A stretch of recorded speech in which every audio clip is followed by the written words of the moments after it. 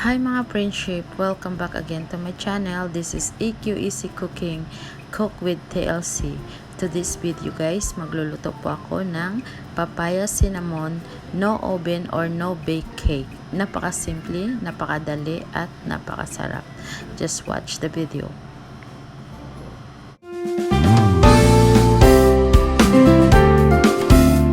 So narito ang lahat ng mga ingredients ng ating gagamitin sa ating papaya cinnamon no bake cake.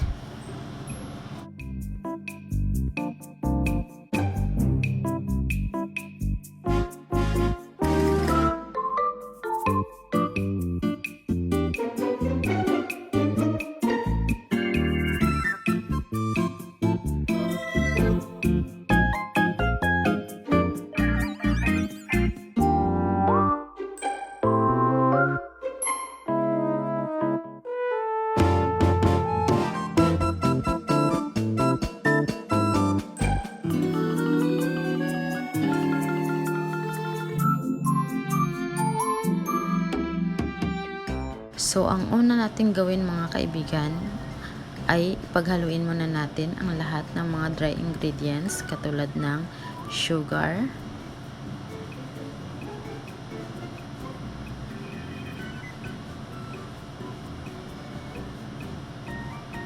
cinnamon,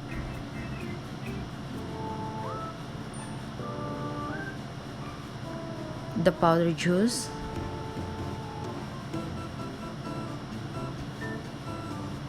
at haluin lang natin ito hanggang sa mag-mix silang lahat. At kapag nahalo na natin ang dry ingredients, isunod naman natin ihalo ang mga liquid ingredients katulad ng itlog,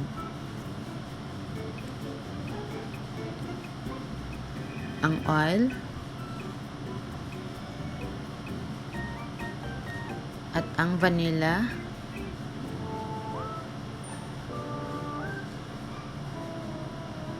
at haluin at ilagay ang papaya.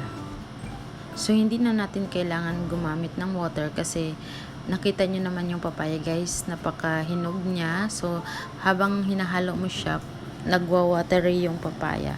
So hindi na kailangan maglagay ng water. So gagamit lang tayo ng electric hand mixer para mas madali yung paghalo natin. And then i-prepare natin yung ating lutuan, yung kaldero or ano man yung pwede nyong paglagyan. So kasi lulutuin natin siya sa kalan, so lulutuin natin siya guys sa mahinang apoy para i-avoid natin na masunog. So time to time i-check lang natin siya. So napakadali lang niya maluto guys, mga 15 minutes luto na siya. Ayan, malalaman nyo kapag luto na, mag-testing kayo ng toothpick ng ating papaya cinnamon cake. Next naman natin i-prepare ang pang-toppings natin, ang chocolate. So napakadali lang niyang gawin guys, kasi tutunawin lang natin ang chocolate,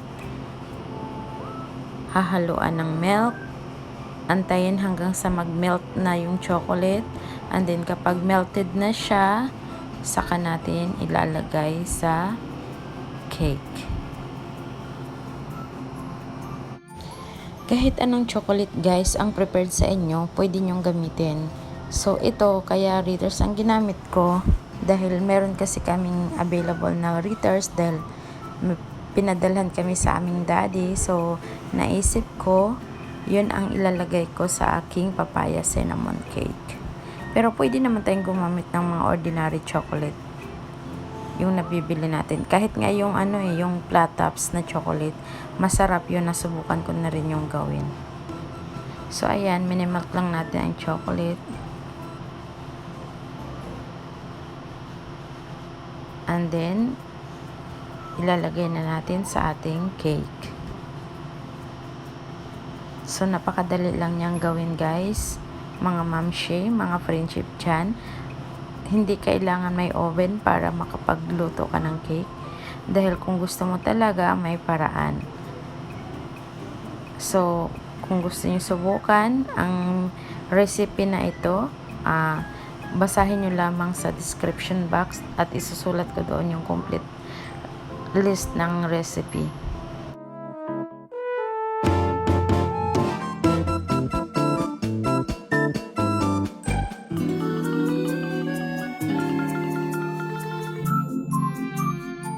Sa palibutan lang natin ng chocolate ang buong cake. Pero alam nyo guys, kahit wala na yung chocolate, masarap yung papaya cinnamon. Kasi hindi lang ito yung isang beses ko siya ginawa. Nasubukan ko na siya at kinain namin ng walang chocolate, ang sarap. Pero ito, nilevel up ko lang siya kasi gusto rin ng anak ko yung chocolate. So, maganda yung combination ng flavor niya. Subukan nyo guys. At syempre, meron din tayong M&M. Nilagay ko na rin para maging attractive siya tingnan. Syempre, 'di ba, pag sa cake, gusto natin yung medyo may arte ng konti. At saka, yun, yung anak ko kasi napakahilig din niya sa ganyan. Kaya ko siya nilagyan ng M&M. So guys, kung gusto niyo i-try ang recipe na to, ang masasabi ko lang na hindi kayo magsisisi. Talagang napakasarap niya. So, comment down below guys kung ano yung masasabi nyo sa aking no oven cake. So, kapag gusto mo talaga, may paraan. I hope nag-enjoy kayo sa aking video today. At kung bago pa lang kayo sa channel ko, please don't forget to like, comment, and subscribe. At i-click nyo na rin ang notification button para ma-update kayo sa mga bagong video ko. Thank you for watching! Sana guys, magkita tayo ulit sa aking next video. God bless everyone!